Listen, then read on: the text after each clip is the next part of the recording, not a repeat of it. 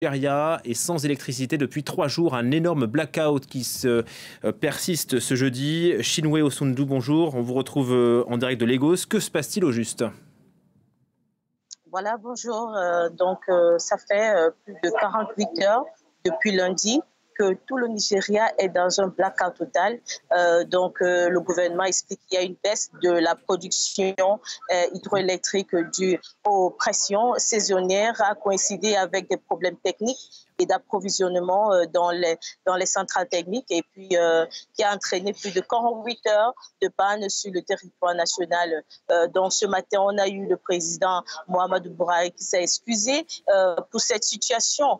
Pas seulement cette situation de blackout, mais aussi le problème de la pénurie du carburant qui persiste depuis mi-février. Et nous avons depuis mi-février où on a importé, le gouvernement a importé une cargaison de carburant qui avait un peu plus d'une élévation, ou bien une quantité de méthanol qui n'est pas acceptée dans le marché nigérien.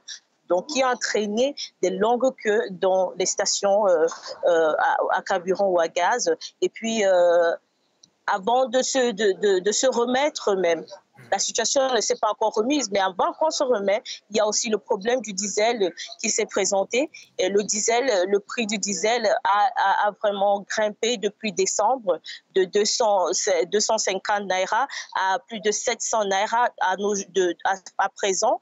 Et il faut aussi souligner que l'économie nigérienne est basée sur le diesel, parce que toutes les entreprises s'approvisionnent ou bien ont l'énergie à partir du diesel.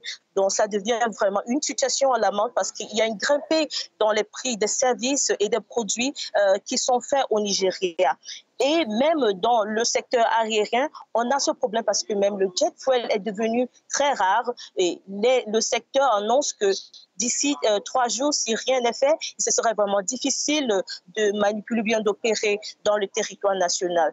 Donc, dans l'étendue nationale, on n'a pas que le blackout, dans le problème en énergie, mais il y a aussi le problème du carburant, il y a le problème du diesel, il y a le problème du jet fuel. Si c'est lié à l'Ukraine, certaines analyses sont en train de douter jusqu'à présent si c'est lié au problème qui se situe à l'Ukraine.